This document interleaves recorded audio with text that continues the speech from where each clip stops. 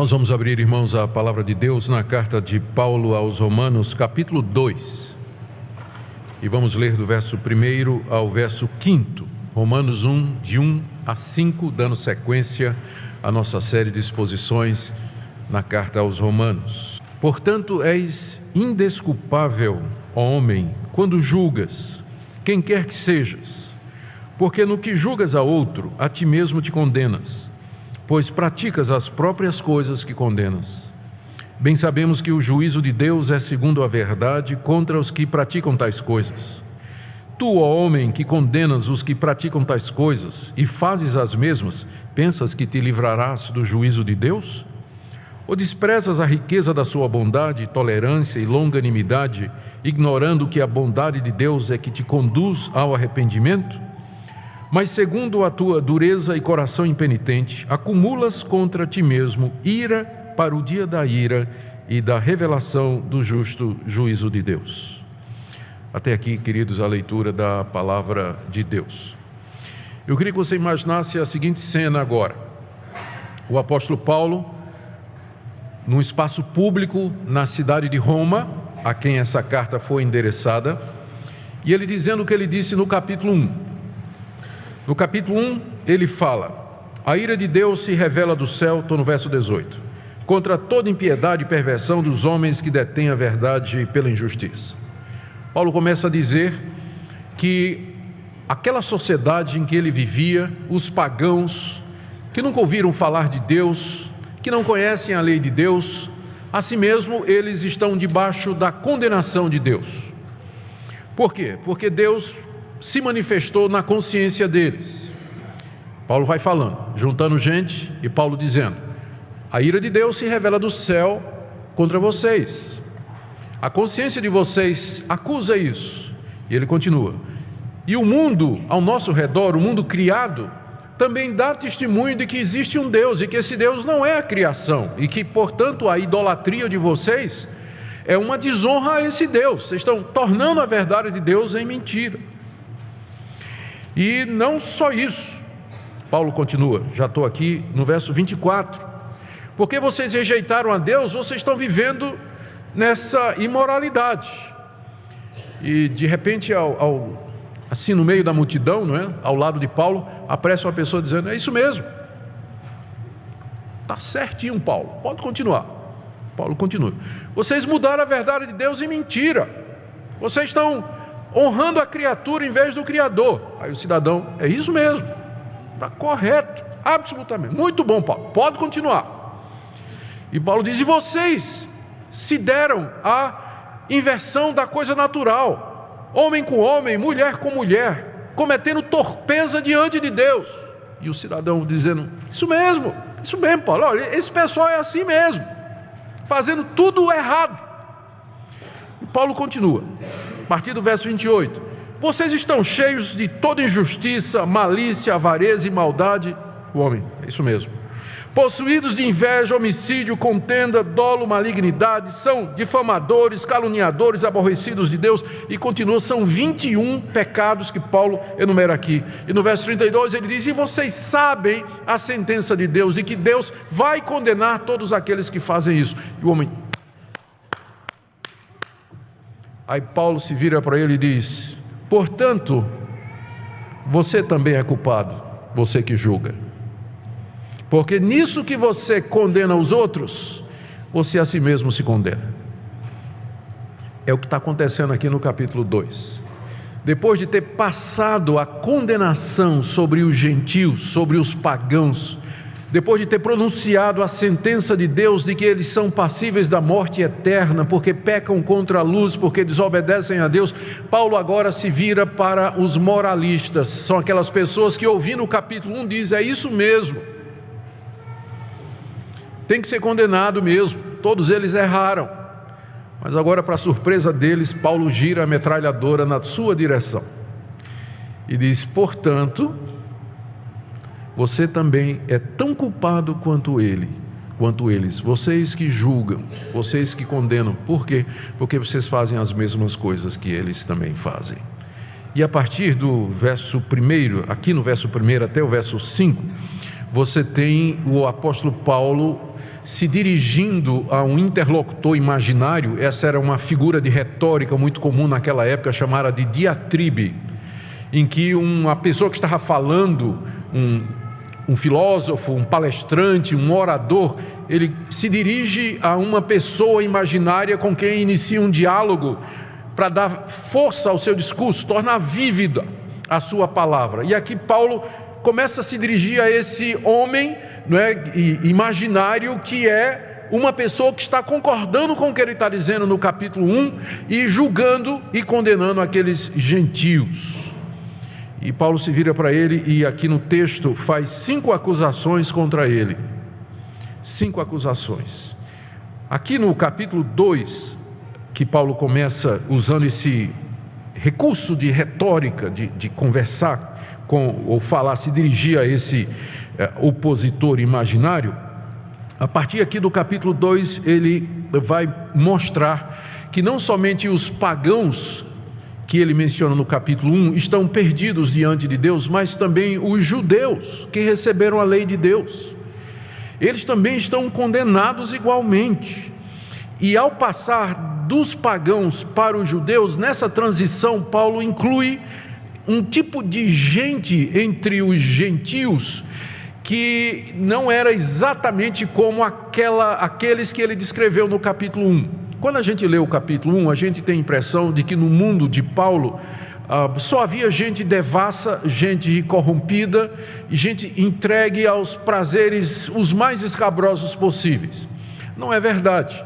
Na época de Paulo havia filósofos, como por exemplo os estoicos, que tinham um alto padrão moral, que condenavam a luxúria, a inveja, condenavam a busca pelo poder, a imoralidade. E havia filósofos que condenavam a homossexualidade, que era tão comum no Império Romano e na cultura greco-romana daquela época. Havia políticos romanos que faziam discursos lá no Senado de Roma, condenando os costumes pagãos e julgavam impiedosamente aquelas pessoas. E havia o judeu. De todos eles, o pior era o judeu. O judeu tinha recebido a lei de Deus, tinha recebido os 10 mandamentos, a aliança de Deus, feita através dos sacrifícios, do altar do templo, do serviço dos sacerdotes. O judeu entendia que ele estava numa categoria à parte das demais pessoas, e nos escritos dos judeus, especialmente no período intertestamentário, nós encontramos declarações do tipo assim: os pagãos são o combustível do fogo do inferno. Abraão está lá na porta do inferno, sentado numa cadeira para não deixar nenhum judeu entrar. Todos os judeus eles entrarão no reino do Messias, mas os gentios todos serão condenados ao inferno. De todas as pessoas que costumavam julgar as outras naquela época, o judeu era o pior. E Paulo no capítulo 2 vai tratar deles. Só que antes de fazer isso, Paulo coloca essa condenação geral às pessoas que costumam criticar os outros, mas fazem as mesmas coisas que elas criticam nos outros. Vamos chamar essa pessoa de moralista. Então, aqui nesses versos iniciais do capítulo 2, Paulo se volta para o moralista, quer pagão, como os filósofos estoicos que eu mencionei, políticos de Roma, quer os judeus. Mas a partir do verso 4, o foco começa a ser o judeu, e até o final do capítulo 2 fica claro que é contra eles realmente que o apóstolo Paulo está dirigindo suas palavras aqui. Ele traz 5 acusações contra os moralistas. A primeira está aí no verso 1. O moralista, aquele que julga e condena os outros, é tão culpado e sem desculpa como os pagãos que ele mesmo condena. Verso 1: portanto, és indesculpável, ó homem, quando julgas, quem quer que sejas, porque no que julgas a outro, a ti mesmo te condenas, pois praticas as próprias coisas que condenas. Aqui nós temos 3 razões que o apóstolo Paulo coloca para essa primeira acusação. A primeira razão é a seguinte: você é indesculpável e vai ser condenado porque você pratica as mesmas coisas que você condena nos outros. É isso que Paulo está dizendo para aquele moralista ali naquele momento. É claro, nem todo mundo, os moralistas não iam fazer essa lista toda do capítulo 1, 21 pecados, do verso 29 até o 31, fora a imoralidade sexual que está descrita nos versos 26 e 27. Mas com certeza eles eram culpados de alguma dessas coisas. E esse é o ponto do apóstolo Paulo. A raça humana toda está debaixo do juízo de Deus. E o fato de que uma pessoa aponta o erro de outros não a faz melhor diante de Deus. Na verdade, aumenta até a sua responsabilidade, porque ela está fazendo as mesmas coisas que ela condena. Então, primeira razão pela qual essas pessoas estão tão condenadas quanto os pagãos é que elas praticam exatamente as mesmas coisas que elas condenam. A segunda, ainda está no verso 1, é que eles sabem que existe uma sentença de morte passada por Deus contra os que praticam essas coisas. Veja que o verso 1 começa com essa palavra portanto, e a ligação é a seguinte, a ligação aí é com o verso anterior. O verso anterior é o capítulo 1:32, quando Paulo diz que os pagãos conhecem a sentença de Deus, a sentença de morte, contra os que praticam estas coisas que ele descreveu aqui. Portanto, o moralista também está condenado, porque ele, semelhantemente, também sabe disso, porque ao dizer, olha, aí, essa imoralidade está errada, esse pessoal aí fica falando mal dos outros, não é?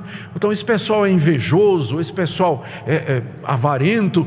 Ao fazer isso, o moralista está dizendo que ele sabe que essas coisas estão erradas, e ao praticá-las, então, ele cai na mesma situação do pagão, que faz as coisas erradas sabendo que elas estão erradas. O moralista sabe que essas coisas estão erradas, porque ele condena essas coisas, mas ele faz do mesmo jeito. Então essa é a segunda razão pela qual ele está condenado. A terceira é que Paulo diz, é que ao pronunciar a condenação dos pagãos, dos ímpios, dos imorais, o moralista está se autocondenando. Veja, no meio do verso 1, no que julgas a outro, a ti mesmo te condenas. Porque ao dizer o seguinte, olha, esse pessoal é mentiroso, a quem ele está condenando? Ele mesmo, porque ele também mente. Olha, esse pessoal é cheio de inveja, a quem ele está condenando? Ele mesmo, porque ele também tem inveja. Esse pessoal é um pessoal ingrato, mas ele está passando a condenação contra ele mesmo, porque ele também é ingrato. Então, no que ele condena a outros, ele está pronunciando a sua própria condenação. Note que a palavra que aparece aqui no verso 1, portanto és indesculpável, é aquela mesma palavra que a gente viu alguns sermões atrás, no capítulo 1, no verso 20, quando Paulo, depois de dizer que Deus se revelou na natureza, dando testemunho de si mesmo, ele conclui dizendo que tais homens são por isso indesculpáveis. Mas agora, não só os pagãos que nunca ouviram a lei de Deus são indesculpáveis, porque têm o conhecimento de Deus no coração e refletiram na natureza, mas também o moralista, aquele que julga, aquele que critica, aquele que condena os outros, ele também está se condenando no mesmo ato, e ele é tão indesculpável como os pagãos. Talvez um bom exemplo aqui do que Paulo está se referindo é o caso do rei Davi no Antigo Testamento. Nós lemos lá no segundo livro de Samuel que Davi adulterou com a mulher de um dos seus generais, e a mulher engravidou, e para encobrir o seu adultério, Davi mandou que o general fosse colocado no ponto mais difícil da batalha para que morresse. E Davi escondeu esse fato, e durante alguns meses, provavelmente, Davi conviveu com aquela situação, até o dia em que Deus mandou um profeta falar com o rei. E o profeta chegou contando uma história, disse: rei Davi, eu quero contar uma história que aconteceu aqui. Aqui no teu reino tinha um homem rico, que tinha muitas ovelhas, e ele recebeu uma visita importante. Ele quis oferecer um churrasco para o seu visitante. Ele, que tinha muitas ovelhas, em vez de pegar uma ovelha do seu rebanho, ele olhou para a ovelhinha do vizinho pobre, só tinha uma, o vizinho dele, pobrezinho, ovelhinha que tinha criado desde pequena. Aí o que é que o vizinho rico fez? Ele foi lá, tomou a ovelhinha do vizinho pobre, matou e ofereceu para o seu visitante. O que é que o senhor acha disso? O rei Davi na hora, mas esse cara merece a morte. Como é que alguém faz um negócio desse? É digno de morte.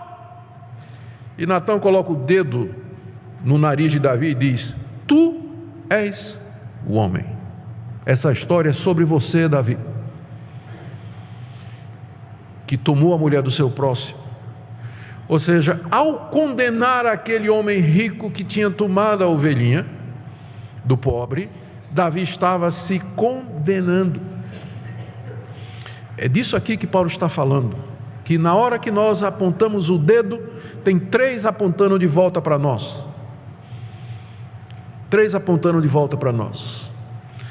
É preciso fazer um esclarecimento aqui, que o apóstolo Paulo não está proibindo o julgamento justo, porque há situações em que nós precisamos avaliar as ações, comportamentos e atitudes das pessoas e chegar a uma conclusão.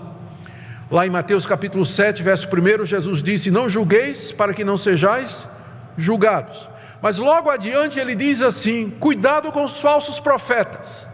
Ora, como é que eu vou ter cuidado com os falsos profetas se eu não fizer um julgamento para saber quem é falso e quem é verdadeiro? Então, é claro que tem momentos que a própria Bíblia manda que a gente examine todas as coisas, que a gente teste a verdade, para que nós tenhamos uma avaliação do que vem de Deus e de que não vem. Não é esse tipo de julgamento que Paulo está condenando aqui, mas do julgamento hipócrita, quando as pessoas criticam o comportamento dos outros, estendem o dedo para os outros, mas elas mesmas fazem essas coisas. E na época de Paulo, eram os moralistas, os estoicos, os filósofos e os políticos de Roma, alguns, e especialmente o judeu que gostava de condenar o resto da humanidade e se esquecia de que também, ou não queria ver que estava praticando as mesmas coisas. Então essa é a primeira coisa que Paulo diz ao moralista, ou seja, você é tão culpado e sem desculpa como os pagãos que você mesmo condena, porque você pratica as mesmas coisas e você sabe que essas coisas estão erradas e fazendo isso você se autocondena. Segunda coisa que Paulo diz, está no verso 2, é que ele vai ser julgado, ele, o moralista, não é? Ele vai ser julgado por um Deus que é verdadeiro no dia do juízo. Verso 2: bem sabemos que o juízo de Deus é segundo a verdade contra os que praticam tais coisas. Aqui o apóstolo Paulo, ele estabelece um ponto de contato com o moralista, um ponto de concordância. Ele diz assim: vem cá, nós dois sabemos nós dois concordamos de que Deus, quando julga as pessoas, Ele julga com verdade. Bem sabemos, nós dois, Paulo e a pessoa com quem ele está falando, nós dois sabemos que o juízo de Deus é segundo a verdade contra os que tais coisas praticam. Ou seja, Deus é verdadeiro. Isso significa que Ele não faz acepção de pessoas no julgamento, que Ele vai julgar as pessoas de acordo com o que é verdadeiro. Nós dois sabemos disso, não é verdade? Eu fico imaginando o moralista dizendo: eu sei, eu concordo exatamente que Deus é verdadeiro e que Ele vai julgar as pessoas de acordo com aquilo que é verdade e não vai fazer acepção de pessoas. E aí então Paulo prepara o estágio para o ponto número 3, a terceira acusação. Logo, Paulo diz: você é um presunçoso se você está pensando que Deus vai abrir uma exceção no seu caso. Se você concorda comigo que Deus é verdadeiro e que Ele vai fazer o juízo imparcialmente, o que leva você a pensar que Ele vai fazer uma exceção no seu caso? E 3 argumentos aqui. Verso 3: tu, ó homem, que condenas os que praticam tais coisas e fazes as mesmas, pensas que te livrarás do juízo de Deus? Você concorda comigo, verso 2, que Deus é verdadeiro no julgamento. Por que então você está pensando que você vai escapar do juízo de Deus ao criticar e condenar os outros? O que Paulo está dizendo aqui pode ser resumido da seguinte maneira: primeiro, Deus vai julgar um dia a humanidade de acordo com as obras que as pessoas cometeram, de acordo com as atitudes, a prática, a escolha, as decisões, o caminhar e o viver aqui. e não de acordo com suas palavras.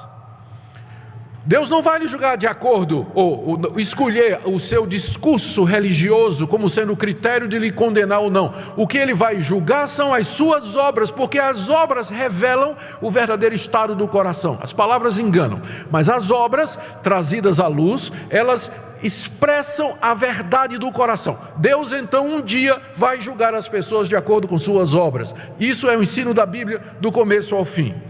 Segundo, se uma pessoa que é moralista condena o erro das outras, como aqueles filósofos e como os judeus, mas praticam as mesmas coisas que os outros praticam, Deus vai julgá-los exatamente como julgaria um pagão.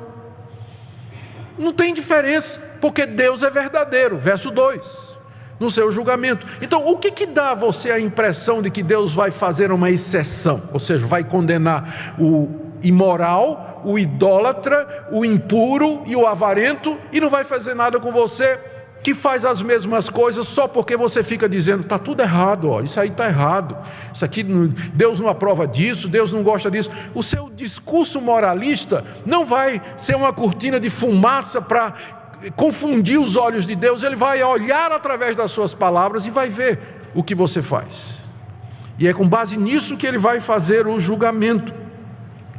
Você não vai se livrar do juízo de Deus simplesmente aderindo a uma igreja, se tornando religioso, fazendo um discurso religioso, condenando o erro dos outros, porque Deus na verdade vai nos julgar segundo a verdade pelas obras que nós praticamos. Por que você pensa, verso 3, que você vai se livrar do juízo de Deus? Quarta condenação que Paulo pronuncia sobre o moralista, e aqui ele já está afunilando, está chegando agora no judeu. Era quem ele tinha em mente desde o começo, mas ele começa do geral e está indo para o particular, porque de todos os moralistas, o pior era o judeu na sua época. Então ele vai fechando aqui e diz, no verso 4, seria a quarta acusação: vocês nunca compreenderam a bondade de Deus para com Israel.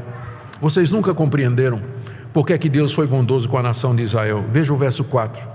Ou desprezas a riqueza da sua bondade e tolerância e longanimidade, ignorando que a bondade de Deus é que te conduz ao arrependimento.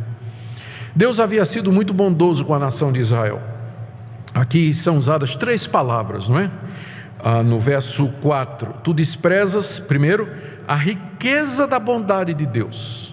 Deus não é somente rico, Ele não é somente bondoso, Ele é rico em bondade. Significa que Ele tem bondade suficiente para derramar abundantemente sobre todos nós. Ele é bom assim, Ele é bilionário em bondade. Ainda que Deus derramasse bondade sobre cada um dos seres humanos que viveram, vivem, viverão sobre a terra, ainda assim sobrava.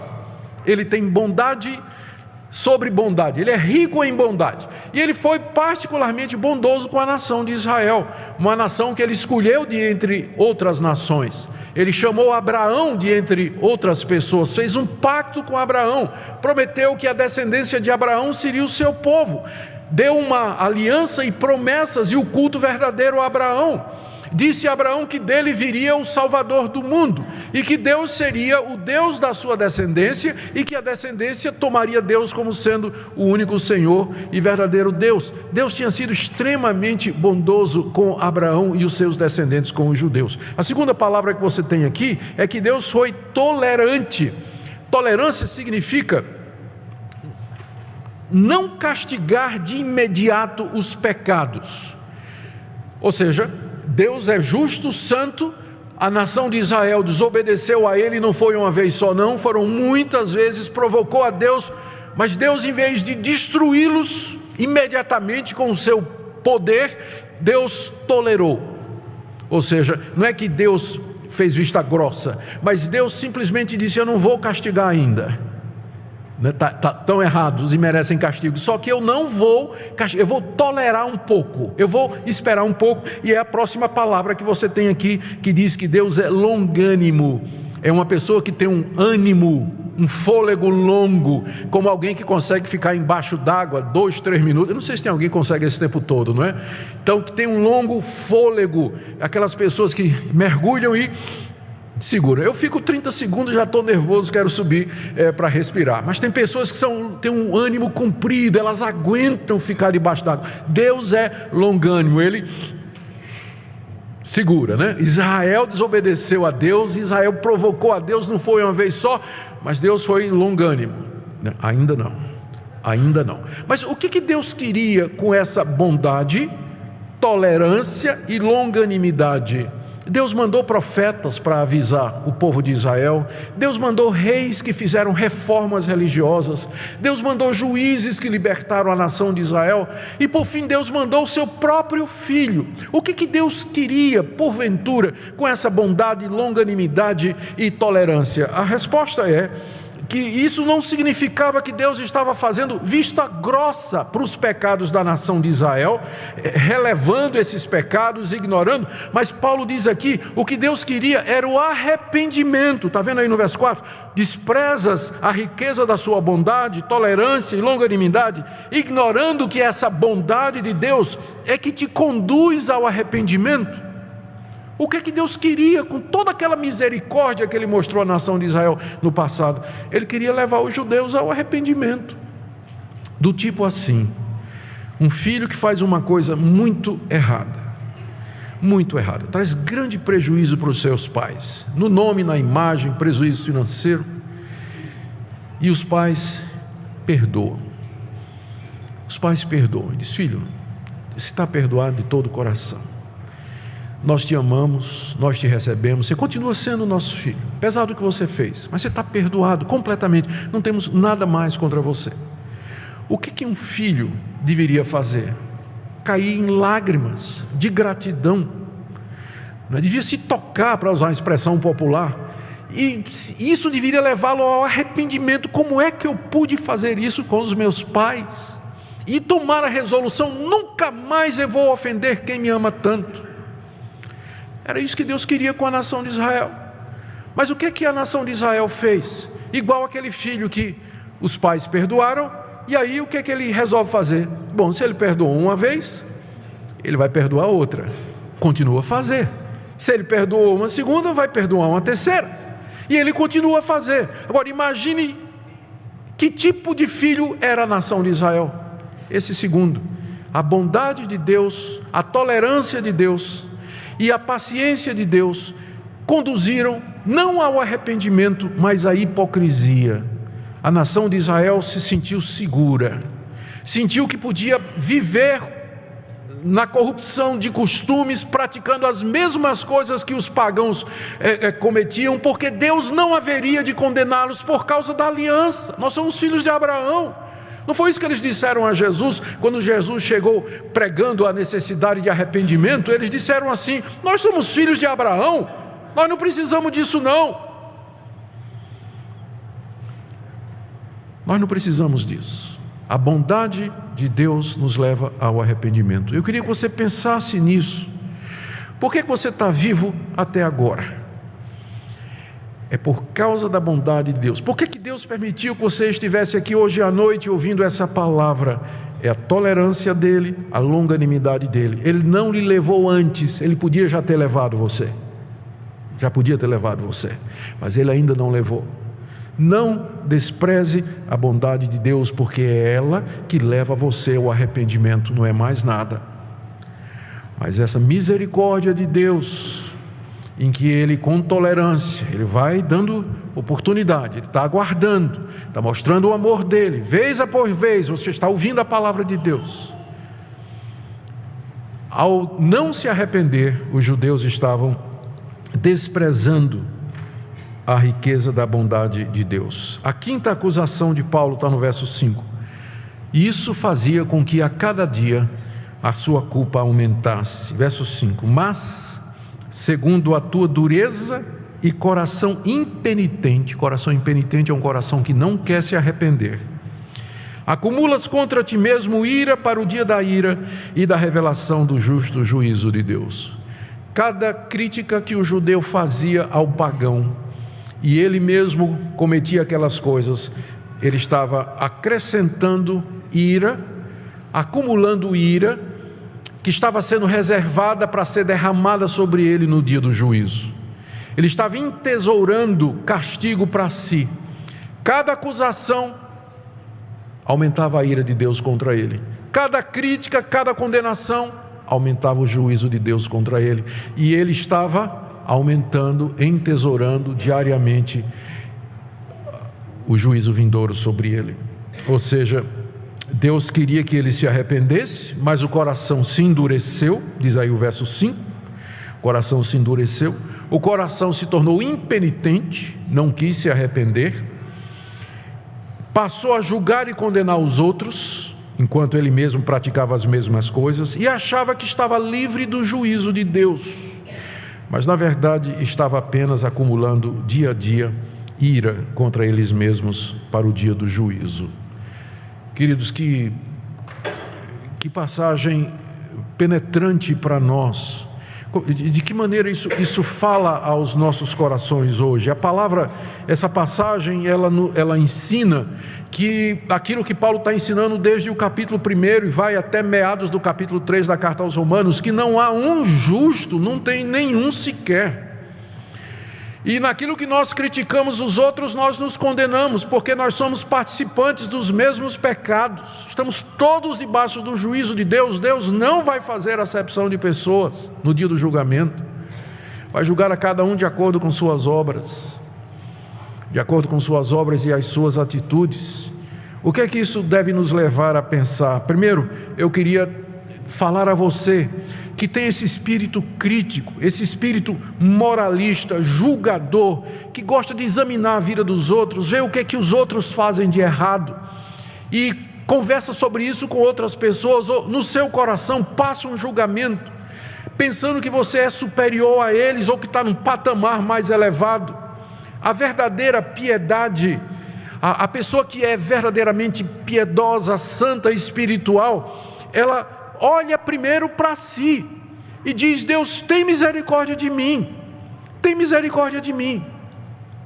É a história que Jesus contou de 2 homens que subiram ao templo para orar. Um deles orava de si para si, dizendo, era um religioso, né? Ele dizia: ó Deus, graças te dou que eu não sou como os outros homens, eu dou o dízimo, eu sou fiel à minha mulher, vou de casa para o trabalho, do trabalho para casa, eu não falo mal de ninguém, eu não sou como esse cidadão que está aqui ao meu lado, que é um publicano.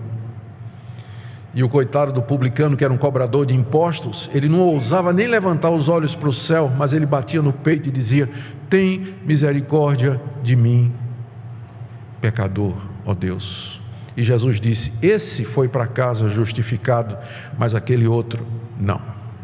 Então a minha primeira palavra é para você que tem esse espírito, essa atitude de arrogância, de se achar imune ao juízo de Deus e que costuma condenar e criticar os outros. Isso vem às vezes através de cobranças indevidas, críticas.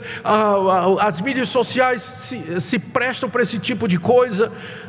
Deus tenha misericórdia de você, porque isso é o resultado de um coração impenitente e endurecido. Não pense que você vai se livrar do juízo de Deus só porque você vê o que os outros fazem errado. A segunda palavra que eu queria trazer aqui é para aqueles que estão desapontados com a igreja por causa dos evangélicos que dão um nome ruim para a igreja. E é verdade, tem evangélico que é hipócrita mesmo, ele condena, ele tem um discurso de moralidade, mas aí ele vai e faz essas coisas, cai na desgraça, quebra os mandamentos de Deus, a coisa vem a público e as pessoas ficam assim: olha aí, ó, eu não quero ser membro da igreja, eu não quero esse evangelho. Aí, ó, esse pessoal diz que é evangélico, mas faz as mesmas coisas que os outros fazem. Tem gente que diz isso, que não quer saber do evangelho, não quer saber de igreja por causa dos hipócritas que tem lá. Bem, eu queria que você nessa noite visse como é que Deus vai tratar os hipócritas. Deus não concorda com os hipócritas, não. Deus não aceita a hipocrisia, não. Nessa passagem está muito claro que um dia Deus haverá de julgar os hipócritas e aqueles que dizem uma coisa e vivem outra. Essa aqui é a verdade. Então a sua desilusão não devia ser com a igreja e com Deus, mas a sua desilusão deveria ser consigo mesmo, porque provavelmente você é tão hipócrita quanto eles, e com a raça humana que está caída em pecado e com a sua inconsistência. Nós dizemos uma coisa e vivemos outra. Mas é por isso que o Evangelho nos foi dado, porque nós somos pecadores precisando de redenção, nós somos pecadores precisando de misericórdia e de perdão. E finalmente, para todos nós, há Evangelho aqui? Sim. No verso 4, quando Paulo diz que a bondade de Deus nos conduz ao arrependimento. A bondade de Deus nos conduz ao arrependimento. É isso que Deus quer de nós, arrependimento. Que nós reconheçamos que estas coisas são erradas, que elas são contra a lei de Deus, que elas ferem a santidade de Deus, que elas trazem a sentença de Deus sobre nós, de que são dignos de morte que se praticam tais coisas. É isso que Deus quer nos levar a reconhecer. Deus quer nos levar a reconhecer que nós somos dignos de morte por causa da nossa iniquidade. E Ele quer nos levar a reconhecer a sua bondade. Ele tem sido paciente com você e comigo até hoje, exatamente porque Ele quer nos levar a essa posição. Se você pergunta o que é que Deus quer de mim, a resposta está aqui na Bíblia: arrependimento. Ano que vem nós vamos comemorar os 500 anos da Reforma Protestante. E o marco do início da Reforma Protestante é o dia em que Martinho Lutero, aquele monge agostiniano, pregou as 95 teses na porta do castelo de Wittenberg. Sabe qual é a primeira? Segunda e terceira. As primeiras teses dele é que o cristão, que a penitência não é um ato de você ir no confessionário pedir perdão ao sacerdote e aí então você vai fazer tantas Ave Marias e tanto Pai Nosso ou qualquer outra penalidade. Não.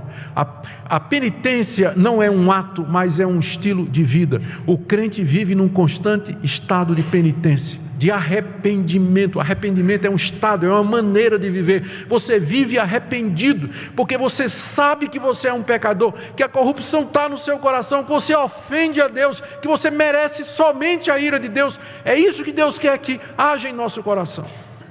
A bondade de Deus nos conduz ao arrependimento.